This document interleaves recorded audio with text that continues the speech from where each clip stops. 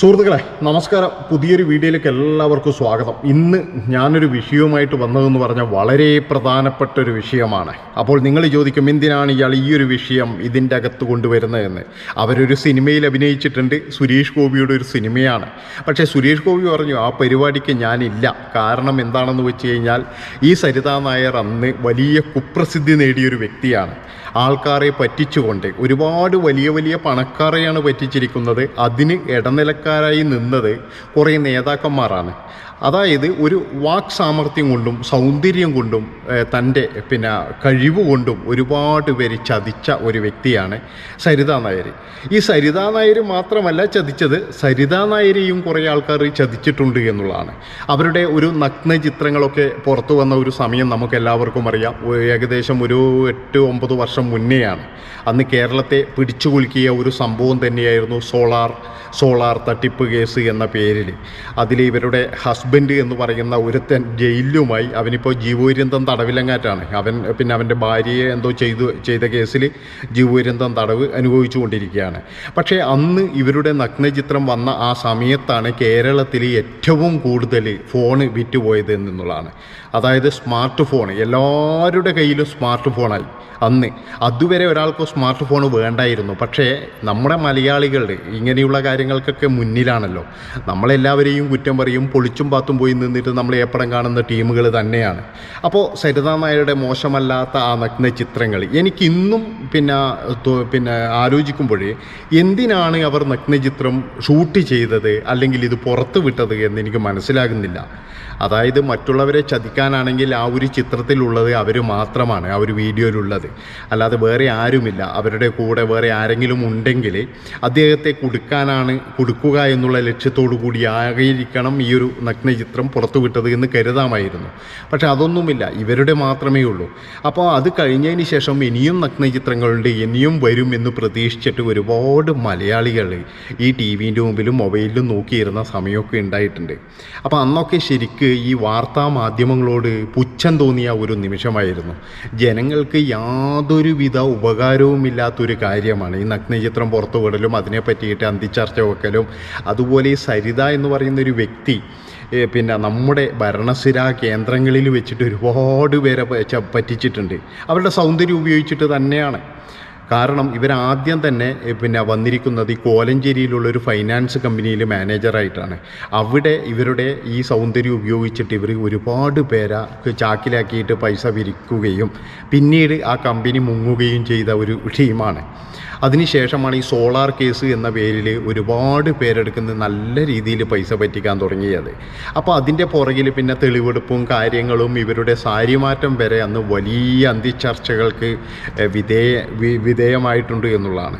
ഇവരുടെ ഓരോ ദിവസം ഓരോ സാരി എടുക്കുന്നു. അങ്ങനെ ഈ വിശ്വസുന്ദരിയെ കാണുന്നതിന് വേണ്ടിയിട്ടും പിന്നെ ഇവരെ ഉപയോഗിച്ച് ചില രാഷ്ട്രീയക്കാർ കളിച്ച ഒരു തരംതാണ കളിയുണ്ട്. അതൊക്കെ കേൾക്കുമ്പോഴും കാണുമ്പോഴും നമുക്ക് പൊതുജനങ്ങളെ അറപ്പാണ് തോന്നുന്നത്. കാരണം പൊതുജനങ്ങളായ പാവങ്ങൾക്ക് യാതൊരുവിധ ഉപകാരവുമില്ലാത്ത ഒരു വാർത്തയും അതുപോലെ നമ്മുടെ നികുതി പണം ഉപയോഗിച്ച് സുഖിച്ച് ജീവിക്കുന്ന ചില ആൾക്കാർ ചേർന്ന് നടത്തിയ ഒരു നാലാംകിട പരിപാടിയായിട്ടാണ് എനിക്ക് ഈ ഒരു സംഭവത്തെ പറയാൻ കഴിയുള്ളൂ. ഒരിക്കലും ഇത് നിങ്ങൾ ഈ വീഡിയോ കാണുന്ന ആരെങ്കിലും എന്തെങ്കിലും ചിന്തിച്ചിട്ടുണ്ടോ? എന്തിനായിരുന്നു ഈ ഒരു സംഭവങ്ങളൊക്കെ? അതായത് ഇതിൻ്റെ അകത്തെ കുറ്റക്കാരെ മുഴുവൻ പിടിച്ച് ജയിലിടുകയാണ് വേണ്ടത്. ഇവന്മാരൊക്കെ ഇപ്പം ഇറങ്ങിയിട്ട് എല്ലാവരും സൂഹിക്കുന്നുണ്ട് നല്ല രീതിയിൽ. അന്നത്തെ കേസൊക്കെ ഇങ്ങനെ മുങ്ങിപ്പോയിട്ടുണ്ടാകും. ഈ സരിത തന്നെ എത്ര കാലമാണ് ജയിലിൽ കിടന്നത്? കുറച്ച് കാലം. കാരണം എല്ലാം അവർ ഒത്തുതീർപ്പാക്കി വിടുന്നുണ്ടായിരുന്നല്ലോ. ഇപ്പോൾ ഇടയ്ക്കിടയ്ക്ക് ഇനിയിപ്പോൾ അടുത്ത തെരഞ്ഞെടുപ്പാകുമ്പോഴും സരിത വരും. സരിത വന്നിട്ട് എന്തെങ്കിലും ഒരു കാര്യം പൊട്ടിച്ചിട്ട് പോകും. പക്ഷേ ഇനി പൊതുജനങ്ങളത് വിശ്വസിക്കത്തില്ല. കാരണം ഇവരെ എന്നാ പറയേണ്ടത് ഉപയോഗിച്ച് ചക്കര പെണ്ണെ മറ്റേ ഈ പെണ്ണേന്നൊക്കെ വിളിച്ചിട്ടും അന്ന് ഒരു പ്രധാനപ്പെട്ട ഒരു മന്ത്രിയുമായിട്ടൊരു വലിയ കോലാഹലങ്ങളൊക്കെ ഉണ്ടായിരുന്നു. ഇപ്പോഴേ ഈ ഒരു 10 വർഷം കഴിഞ്ഞ് നിൽക്കുമ്പോഴേ ഈ നഗ്നചിത്രം ശരിക്കും അവർക്ക് തന്നെ ഒരു നാണക്കേടായിട്ട് മാറിക്കൊണ്ടിരിക്കുകയാണ്. കാരണം ഈ നെറ്റിലൊക്കെ എന്ന് പറഞ്ഞു കഴിഞ്ഞാൽ ഇതൊരിക്കലും പോകത്തില്ല. അപ്പോൾ അവരുടെ ഇനിയിപ്പോൾ മക്കളൊക്കെ വലുതായി. ഇപ്പോൾ ഏകദേശം എനിക്ക് തോന്നുന്നത് അവരുടെ മൂത്ത മകന് ഏകദേശം 10, 18, 20 വയസ്സോളം ആയിട്ടുണ്ടാക്കാം. ആ ചെറുക്കൻ്റെയൊക്കെ അവസ്ഥ നിങ്ങൾ ആരെങ്കിലും ചിന്തിച്ചിട്ടുണ്ടോ? അന്ന് ഈ സ്ത്രീ ഇതൊന്നും ചിന്തിച്ചിട്ടുണ്ടാവില്ല. ഈ സ്ത്രീ എന്ന് പറഞ്ഞു കഴിഞ്ഞാൽ ശരിക്ക് അറമ്മാദിക്കലായിരുന്നു. അതായത് പിന്നെ ചെയ്യാത്ത പരിപാടികളൊന്നുമില്ല. ഈ വാർത്തകളിലൊക്കെ ഇവരുടെ ഓരോ കാര്യങ്ങളൊക്കെ കേൾക്കുമ്പോൾ നമുക്ക് തന്നെ ഈ നാണക്കേട് തോന്നിയിട്ടുണ്ട്. അന്ന് ഈ സരിത എന്നുള്ള പേര് പറയാൻ വരെ സ്ത്രീകൾക്കൊക്കെ മടിയാണ്. സരിത എന്ന് പറഞ്ഞു കഴിഞ്ഞാൽ പോയി കാര്യം. കാരണം ഈ സോളാറാണ് ആ നിമിഷം ഓർമ്മ വരിക. പിന്നെ ഇവരെ ഈ പിന്നെ ഒരുപാട് ടി വി ഷോയിലൊക്കെ കൊണ്ടുവന്നിട്ട് ഇവരെ അങ്ങ് എന്നാൽ ഒരു വലിയൊരു മഹതിയാണ്, അല്ലെങ്കിൽ ഒരു വലിയ ത്യാഗം സഹിച്ച ടീമാണ് എന്നുള്ള തരത്തിൽ കുറേ ടി വിക്കാരൊക്കെ ഏറ്റെടുക്കലും ഇതൊക്കെ കാണുമ്പോഴില്ലേ അന്ന് തുടങ്ങിയതാണ് ഈ മാധ്യമ പ്രവർത്തകരോടുള്ള പുച്ഛം. അപ്പോൾ ഇത് നമ്മളൊക്കെ പറഞ്ഞു കഴിഞ്ഞാൽ ഇത് ഗോസിപ്പും അതുപോലെ ഈ മാധ്യമ പ്രവർത്തകർ പറയുമ്പോൾ നല്ല കാര്യവും ഇങ്ങനെയാണ് ചില ആൾക്കാരൊക്കെ ഇപ്പം പറയുന്നത്. ഇപ്പോൾ ഇത് ഞാൻ പറയുമ്പോൾ ഇതൊരു നിങ്ങളെല്ലാവരും പറയും ഇയാൾ എന്തിനാണ് ഈ ഗോസിപ്പ് പറയുന്നതെന്ന്. പക്ഷേ ഞാൻ ഈ പറയുന്ന കാര്യങ്ങളൊക്കെ അന്ന് മാധ്യമങ്ങൾ ചർച്ച ചെയ്യുകയും അതൊക്കെ നല്ല രീതിയിൽ ഹിറ്റായിട്ട് ഓടിയൊരു സംഭവം കൂടിയാണ്. നല്ല രീതിയിൽ ഓടിയിരുന്നു. അതായത് എല്ലാവരും ഈ ഒരു കാര്യത്തെ അങ്ങ് എന്താ പറയേണ്ടത് വളച്ചൊടിക്കുകയും പിടിച്ചെടുക്കുകയും അധികാരത്തിന് വേണ്ടി സരിതയെ ഉപയോഗിക്കുകയും ഇപ്പോഴും ഉപയോഗിച്ചുകൊണ്ടിരിക്കുന്നുണ്ട്. ഇപ്പോഴും ചില പിന്നെ ആൾക്കാർ ഇതിനു വേണ്ടിയിട്ട് ഉപയോഗിച്ചുകൊണ്ടിരിക്കുന്നുണ്ട്. ഇനി പിന്നെ ഉമ്മൻചാണ്ടി സാറിനെ പറ്റിയിട്ടൊക്കെ വളരെ മോശമായ രീതിയിലൊക്കെ വന്നപ്പോൾ ശരിക്കും അദ്ദേഹമൊന്നും അങ്ങനെയൊരു സംഭവം ചെയ്യുന്നു ഒരിക്കലും ഞാൻ വിശ്വസിക്കുന്നില്ല. എനിക്ക് വിശ്വസിക്കാനും കഴിയുന്നില്ല. അപ്പോൾ അന്ന് ഈ സരിതയെ ഒരുപാട് പേര് സരിതയെ തന്നെ ചതിച്ചിട്ടുണ്ട് എന്നുള്ളതാണ്. എല്ലാവരും സരിതയെ മുതലെടുത്തിട്ടുണ്ട്. സരിത മാത്രമാണോ കുറ്റക്കാരി എന്ന് പറഞ്ഞു കഴിഞ്ഞാൽ സരിത മാത്രമല്ല.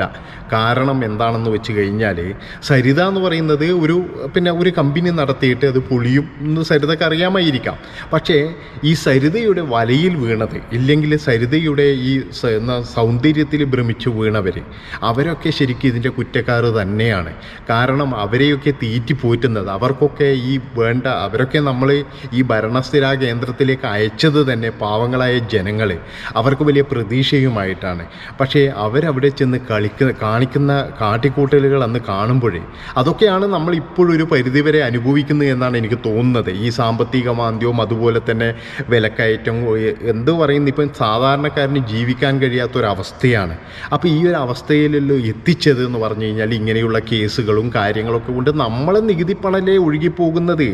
നമ്മളെടുക്കുന്ന ഇങ്ങനെ പിരിച്ചിട്ടല്ലേ ഇവന്മാരൊക്കെ ശമ്പളം വാങ്ങിച്ചിട്ട് ഇതുപോലെയുള്ള നാലാംകിട പരിപാടികൾ കാണിക്കുന്നത്. അപ്പോൾ പറഞ്ഞു വരുന്നത് സരിത മാത്രമല്ല കുറ്റക്കാരി. ഇതിൻ്റെ അകത്തുള്ള ഉദ്യോഗസ്ഥരായി കഴിഞ്ഞാലും അതുപോലെ തന്നെ രാഷ്ട്രീയക്കാരായി കഴിഞ്ഞാലും ഒരുപാട് പേരുണ്ട്. അവരൊക്കെ ഇതിൻ്റെ അകത്ത് കുറ്റക്കാരികൾ തന്നെയാണ്.